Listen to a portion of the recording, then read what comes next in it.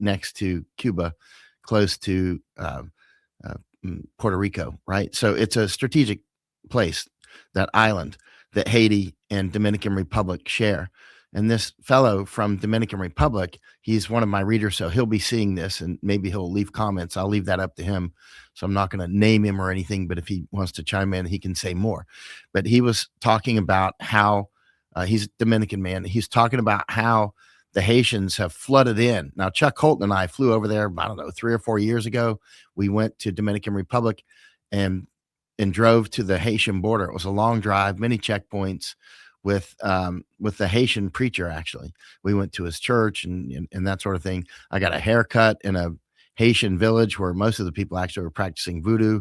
Actually, I asked him if he'd ever cut a white man's hair before. He laughed. The barbershop was not like you might envision that most people see. It was just a stool in the dust outside with a long dirty extension cord going through the dust, and so that was it. And so but in any case, this Dominican fellow was very smart. He was really dialed into many components of what's going on, not just in Dominican Republic, but in the world. He clearly studies, and he's clearly been studying for years.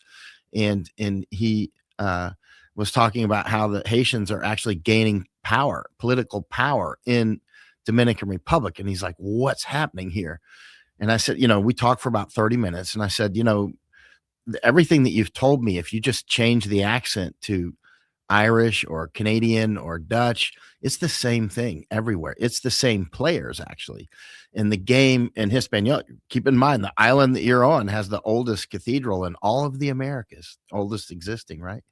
The first very serious one, the first very serious town in all of the Americas was not St. Augustine. I mean, for Europeans that we know of. I'm not talking about, Vikings or something way back when that are kind of nebulous. We don't know what really happened. Thanks, Masako. Oh, Masako's sent me speaking of which, questions. I'll answer questions on Substack to paid subscribers only. I'm not going to answer anything on X. So if you want questions answered, you need to be a paid subscriber who those are the only ones that can actually comment on my Substack, because somehow I have to filter because I get flooded, as you can imagine, constantly. And so thank you all for that. Let's see. I have to put my glasses on. Where'd they run off to, Masako? Anyway, somewhere. How I know how to do it. Let's see. In Belize, the locals want to braid your hair, even if you are bald. I believe it. That's funny. I can actually see that. You know why I did that? You can make a lens like that with your finger. Something I learned studying physics and also in the Army, and taught it again. But as a kid studying physics, you realize you can actually focus close and at a distance. It's quite amazing. But the comments are quite tiny on my screen. That's why. And anyway, right. So thank everybody, by the way, for those who are supporting Masako and me. We greatly need it. Most of the subscribers actually are not paid subscribers. And I understand a lot of people they don't want to put a credit card in, or they don't actually have the money, but they need the information. I mean, there's grandmothers out there that need the information. And so I just, in good conscience, I can't put it behind a paywall. So I hugely thank the people that are helping the information flow to those who actually need it as much as anybody does, but they can't afford it for whatever reason. As you can see, things are getting rougher and rougher. So we have to support the people around us in the way that we can. And those who can't afford it, one way you can support it is just share it out. I mean, and that's a huge appreciation, just as much as donating cash. And we need the cash to operate. Obviously, everybody does. So I just wanted to say that if you sign up for Substack, subscribe, thank you, or PayPal, or checks in the mail, or photograph checks front and back, email, and Venmo, Cash App. Masako just put that up. Thank you, Masako. And even a Japanese bank account. I'm not sure that anything ever goes in there anymore.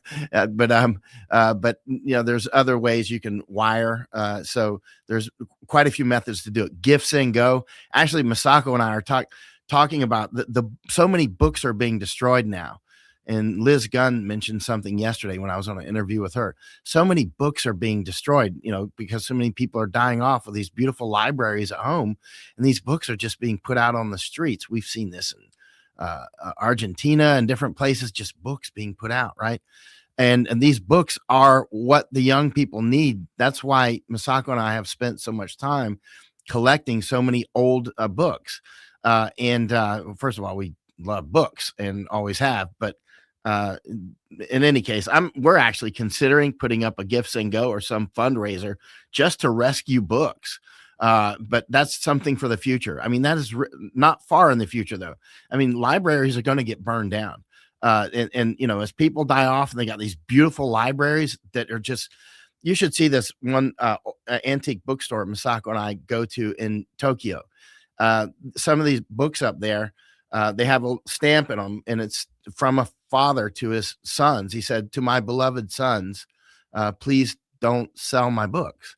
And the books are for sale up there. I actually bought a bunch of them. So I'll just consider him. I'm his I'm the other son that didn't, sell. I mean, these are really important books. They're very old.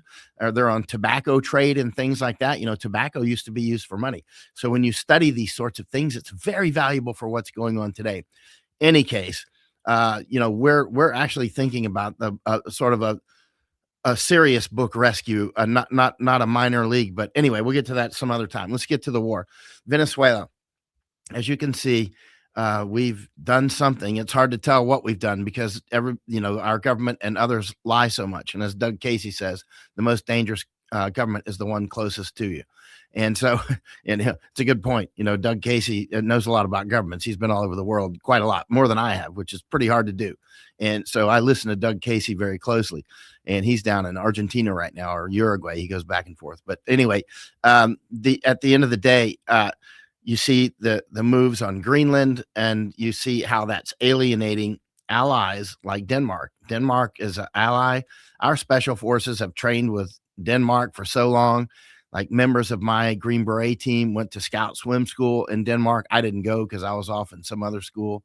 I mean, so they're this is the sorts of we've been very important partners for a long time, and we're alienating many people that actually want to be on our side. Remember, they're also being put into a position of, that so many people fall for with Trump is the least of bad choices, right? Oh, he's the least of the evils. Well, they're going to choose that too.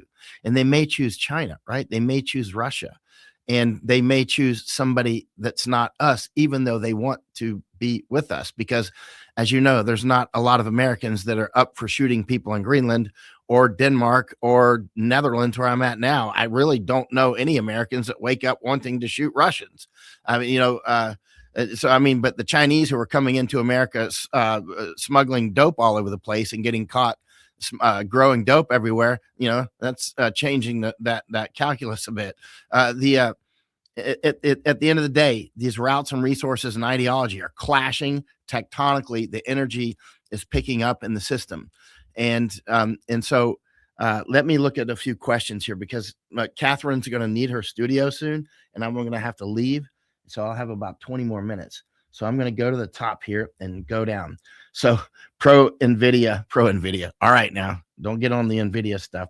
Pro NVIDIA in Belize. The locals want to braid your hair, even if you're bald. I can believe that. Masako and I went to Belize to talk with Mennonites. Speaking of which, Amish and Mennonites, they really have an idea how to survive through rough times and getting through the waves and whatnot. If you have Amish or Mennonites around you, I suggest you go talk with them. We went all the way to Belize to talk with them and learn more about them. So, thank you, everybody who's signing up. Please sign up on my paid subscriptions if you can.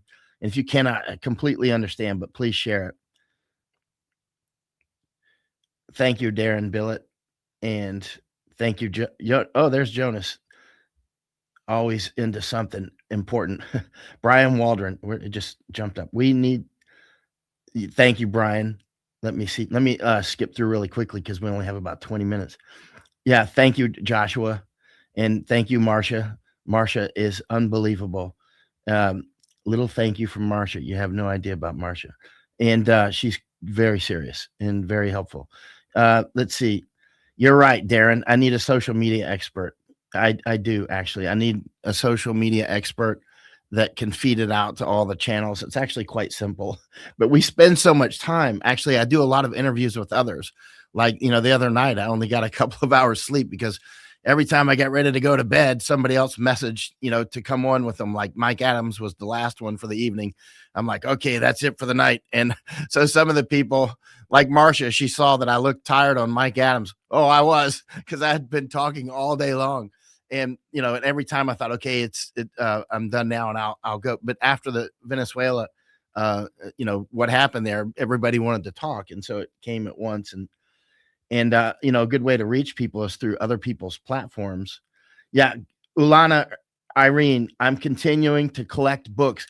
Do it, do it, do it, and actively do it. Like, make sure your friends and family know that you'll take the stray puppies of the books, especially the older ones, and anything that's of great value, right? Because these things need to be saved and passed on to the next generations. It's absolutely vital. I tell you what, I wish I had a salt mine or something, and I'm thinking about it. I don't even know where to get one, somewhere to store these books so that they are available to future generations. It's really important. They're going to burn down libraries all over the place. I guarantee you the Library of Congress has a limited lifespan at this point, right? That is absolutely a treasure. I used to use the Library of Congress all the time. Now their website's difficult to use. Even their website is attenuated, right?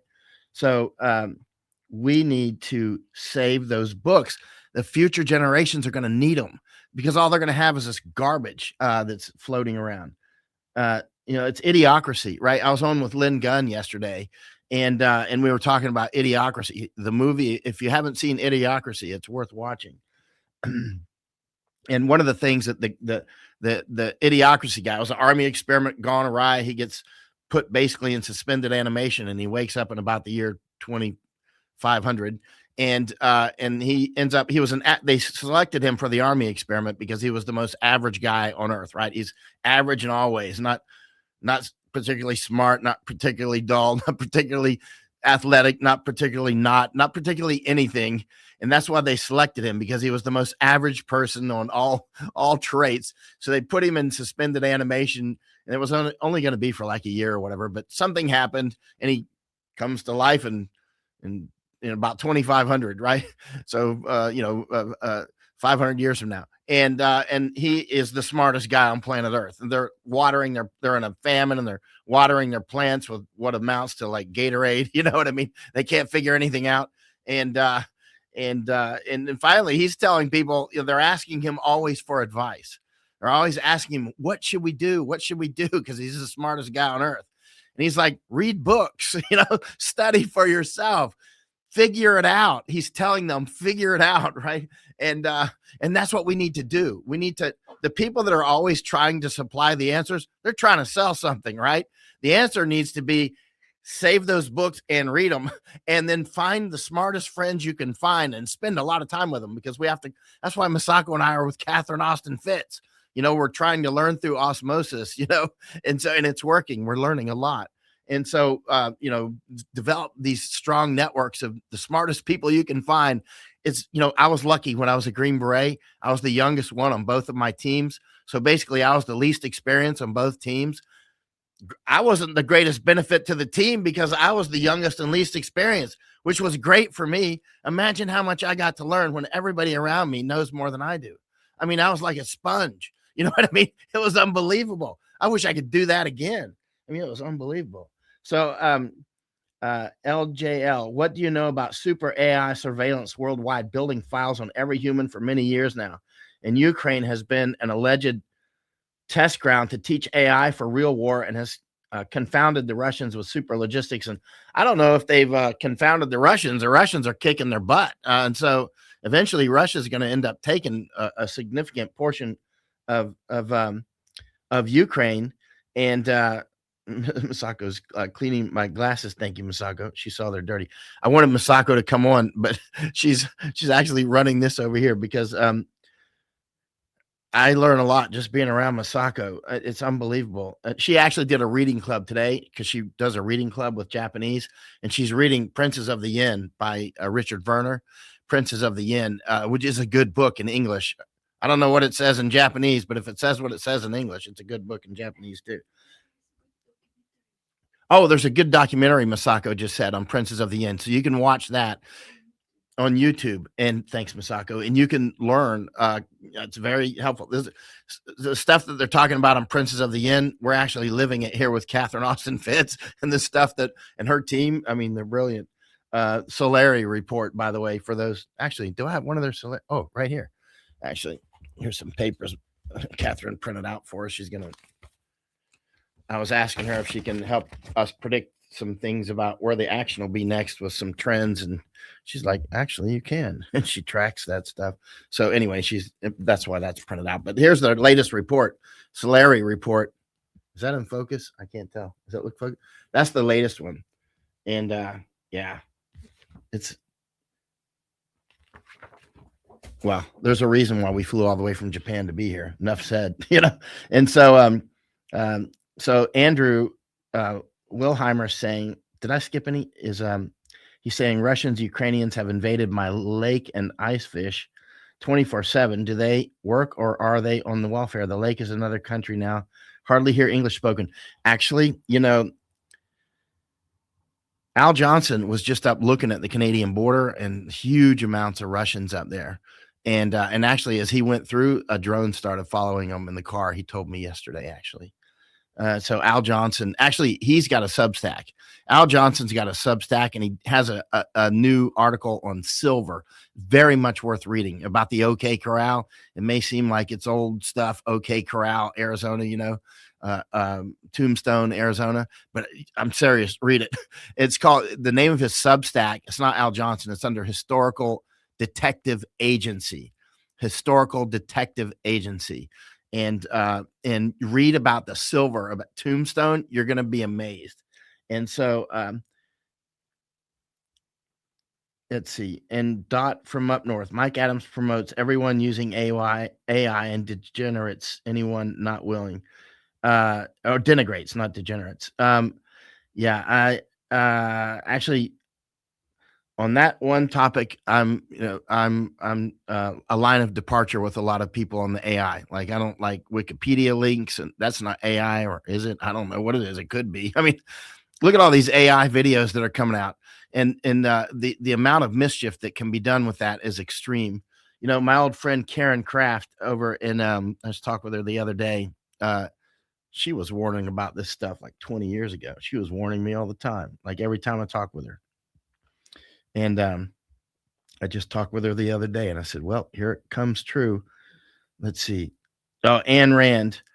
Must read Anthem, Ayn Rand. I didn't read Anthem, actually. I've read a lot of the other Ayn Rand, or Ann. Everybody pronounces it differently. How do you pronounce it? Let's just say Ayn or Ann. We know what you're talking about.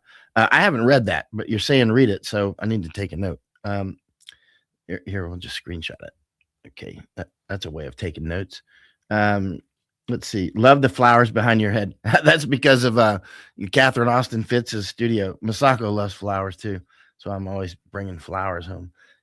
Oh, it's 2:37. Masako's telling me, and because Catherine needs her studio. So let me see. Brian Waldron. Speaking of learning, started reading "Make It Stick: The Science of Learning." Okay, actually, I was just talking with I'm screenshotting that, Brian, so I can find it. Make It Stick: The Science of Learning. I was just talking with Masako and Catherine Austin Fitts a couple days ago about that, because Catherine was telling me, teaching us something, and I'm like, oh, I need a break between this and that, right? Because there's certain subjects that you want to have a break between studying those, like language and mathematics. I used to study math a lot, and language, I don't really study much of those anymore because I'm studying other things. But what you don't want to do is study mathematics and language right next to each other. You don't want to like study language and then go into math, because apparently, from what I've learned anyway, they interfere with each other. So your memory of all that hard work you just put into studying the language and then you go into math, they both interfere with each other. So you're going to learn less of the math and less of the language. I don't know why. I do know that math and language seem to be quite similar in some regards. Anyway, that's what they seem like to me anyway. Maybe I'm wrong. But it is said that studying mathematics and language right next, there is a science to learning, right? And one of those, like Liz Gunn was saying yesterday, I think it was, she said, that period when you're falling asleep is very important. And that's interesting because Masako and I, we have very serious about that. When you're falling asleep, that's one of your very important learning times. People like Ben Franklin used to talk about this stuff, 2 sleeps and when you're falling asleep and that sort of. Don't worry about if you can't sleep. That's fine. Just get up. Just don't lay in bed. It doesn't matter if you can't sleep through the night. It's irrelevant. Just get up and do something. Read a book, walk around, do something. But then get your other sleep. A lot of the old timers do 2 sleeps. They think 2 sleeps is better. And I do too, actually. I mean, I often do 2 sleeps, but that period when you're going to sleep, that phase change is vital. That's when your mind is, you're getting these flashes of insight. And then, so you don't want to disturb each other during that vital period. And also when you're waking up, that's why I hate waking up to alarms. Alarms are very disruptive. You want to wake up. I like to wake up to birds, but sometimes I have to wake up to an alarm because, you got some call that you have to make in a different time zone or whatever. But that period when you're waking up and that period when you're going to sleep, really get the most out of those. Like, I still, when the alarm clock goes off, my feet are on the floor within 5 seconds. I mean, it's really fast, right? And so I'm never like, oh, turn the alarm off, I'm just like, alarm, boom, I'm up because I've set that alarm at the last minute, right? I don't need to, keep hitting me on the shoulder to get up. I mean, by the time I can even reach the alarm, I'm already halfway out the door, right? And everybody can do that. You don't need to, keep restarting, trying to start the engine here. You can't start your engine. You can't wake up. It's like, no, it's like, this is the way it is for me. It's like alarm clock, ding, I'm up. It's like, and I'm wide awake, by the way. I mean, there might be, 30 seconds of transition, but it's very, very short. And then I'm wide awake. Masako knows, like, I'll wake up and break dance for her and stuff. She laughed when I was break dancing on the floor.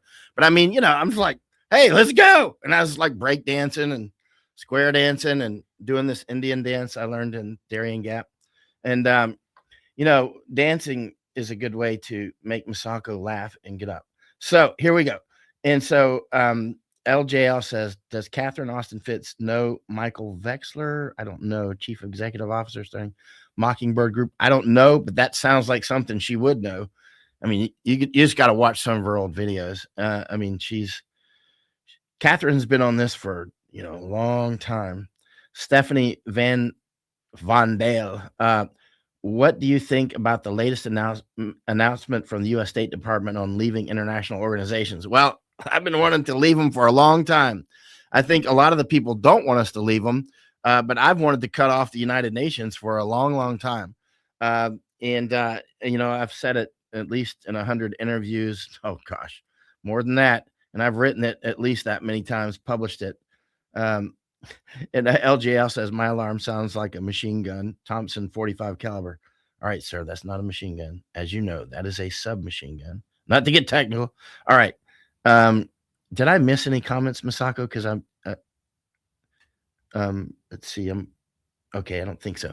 All right. And the heat map. Can you show that, Masako? Thanks for finding it. There's a heat map of shipping. I can't actually see. Oh, there it goes. Good. And so there's a heat map.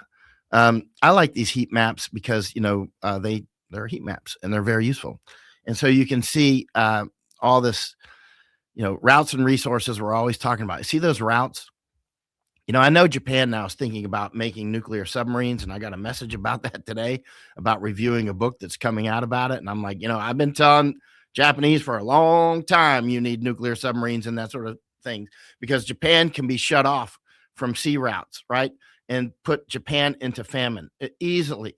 But then, I mean, China can do that, but then so can China can be shut off as well, like at Strait of Malacca and different places. So China is trying to build a resilient network with their trains and whatnot, so that it's much more difficult to shut them off.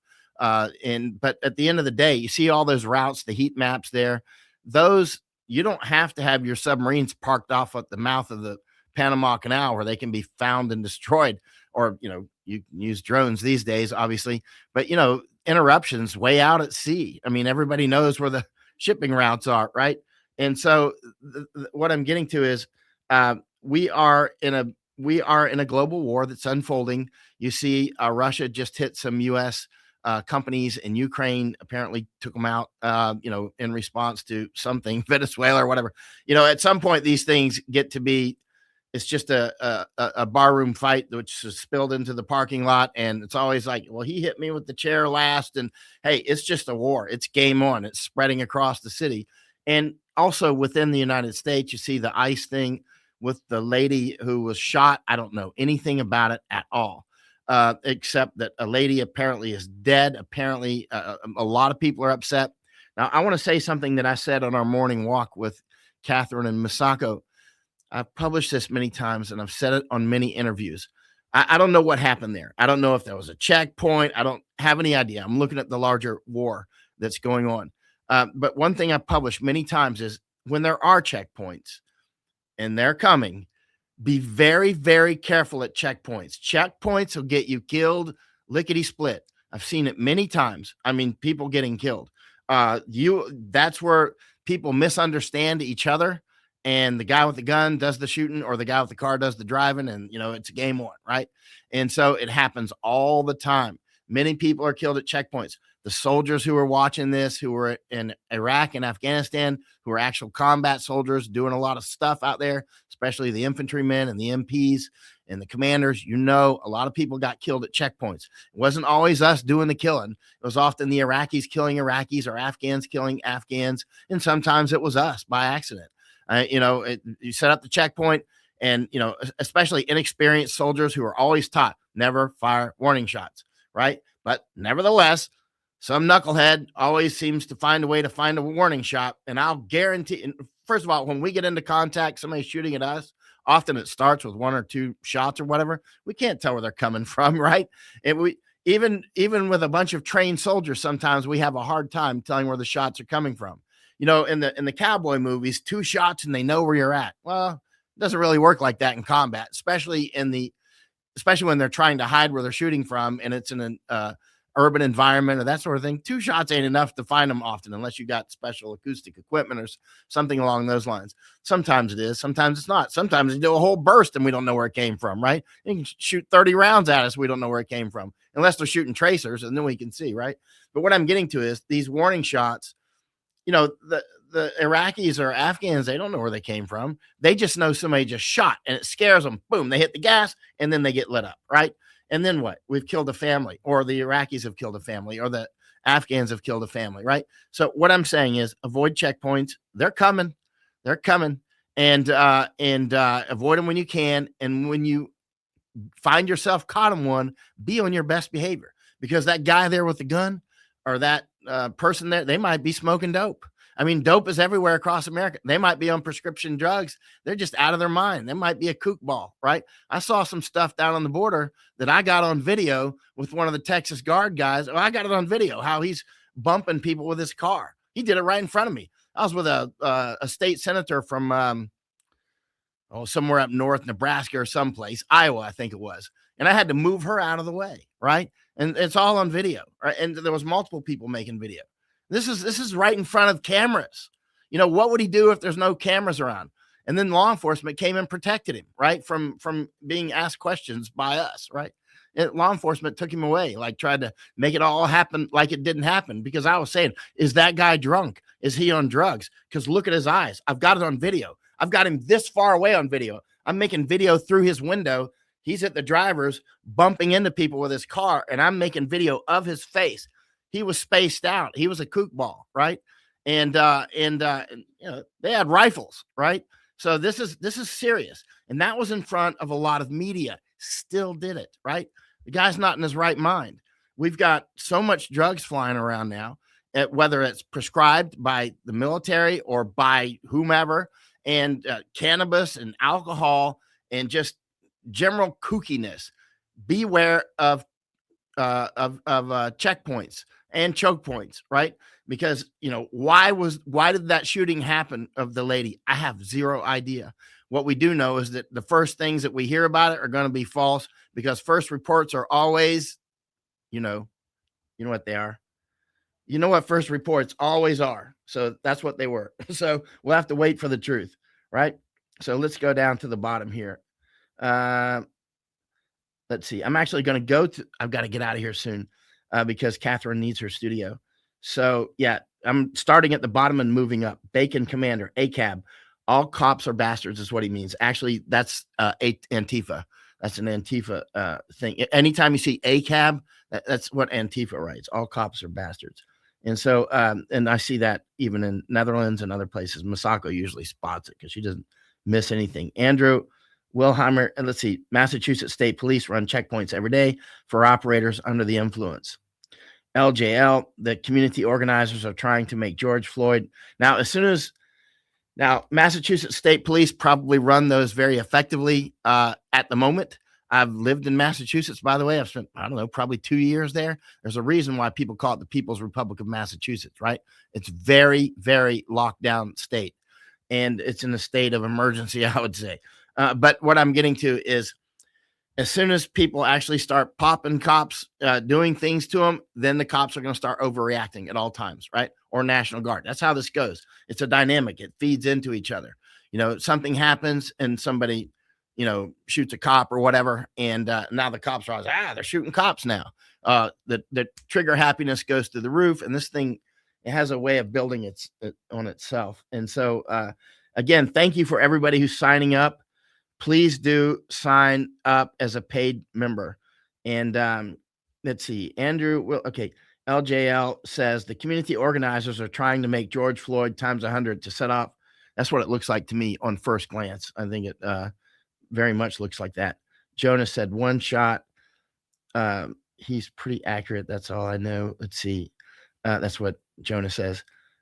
Bacon Commander, I spent 5 years in Afghanistan as a contractor. What Michael says about checkpoints is 100%.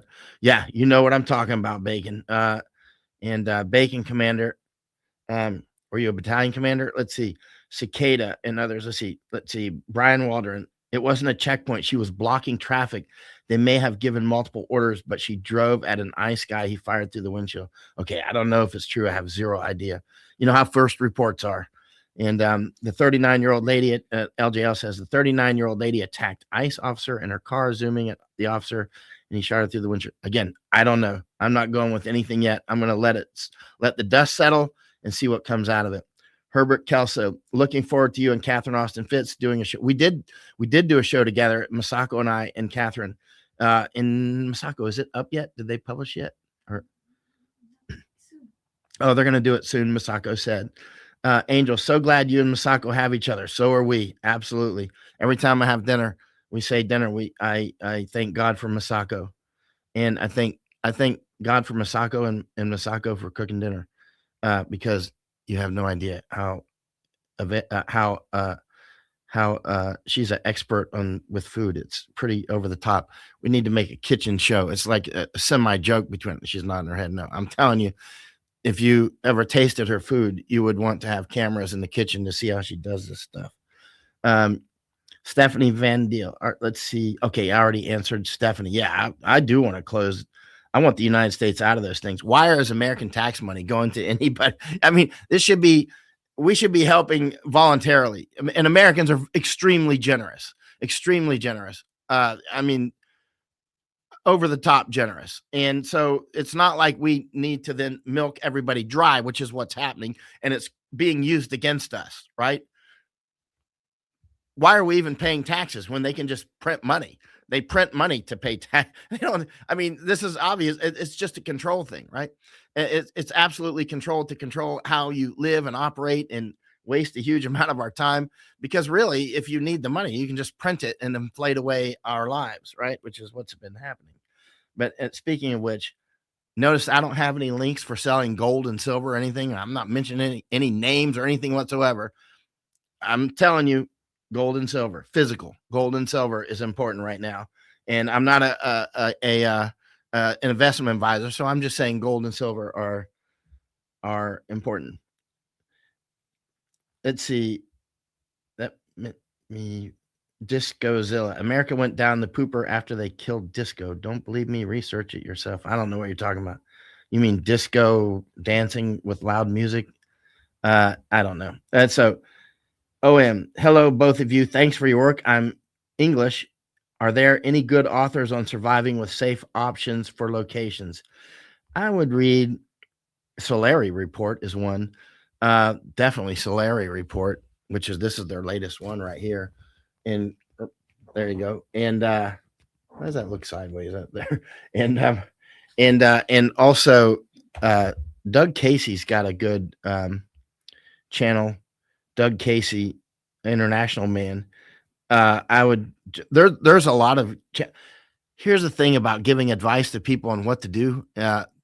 Everybody's different. It's like asking a random doctor about just, hey, how do you make me feel better? It's like, yeah, I don't know, man. Because there's so many different situations, right? If you're a highly capable financially person with airplanes and yachts and stuff, I'm going to say one thing. If you have to make one shot absolutely count and you've got, 20 family members you're bringing with you, I got to tell you something else, right? And these are all, I just don't have time because there's millions of people that want advice. So as you can imagine, it has to be done in bulk. So back to what we were talking about earlier, people really have to study for themselves. Your best advisor is going to be your intuition, a well-fed and well-rested intuition, right? Feed it with 24 karat gold, as clean information as you can get, and keep the mud out, right? And feed your intuition, sleep, let it sleep, no intoxicants, and your intuition is going to tell you a lot more than most people seem to imagine. And Mike McIntyre says, any thoughts on Israel apparently getting to Alex Jones? I think I don't know. I don't really watch them. So I know I've been on Alex Jones's show quite a few times, but I don't know. John, so I don't know. I don't know what they're saying. John Scotto says, did you discuss the underground cities with Catherine? Yeah, we did in detail. There's something, she thinks possibly, and she's been very public about this, that some of this missing money may be going into things like that. I don't know. I find it interesting that I don't actually know anybody in my world that says that they came out of one of those. I mean, I know there's a huge amount of underground complexes. I mean, this has been true for, I don't know how long, many centuries, right? I mean, they're old cities that are, places like Turkey and, they're really, really old. Nobody even knows who built them. And so, I mean, yeah, this is nothing new. But and I'm sure that different countries actually have them as well. But thank you. I got to go because Catherine's going to need her studio like right now. Thank you, everybody who is a paid subscriber, and thank you for those who are not, who share it out. I mean, we need it. We need, any way you want to donate, please do. We need it. Substack, Gifts and Go, PayPal, Venmo, direct wire transfer. You can find it right there on my main website. Cash App, you can see Bitcoin, although I'm not saying invest in Bitcoin. I'm just use it while it's here, but I don't have much faith in it. But just like fiat, I use fiat money, dollars as well, but obviously that's not, dollars are not forever. All right. Y'all have a good day. I gotta give Catherine her studio. Thanks for everything.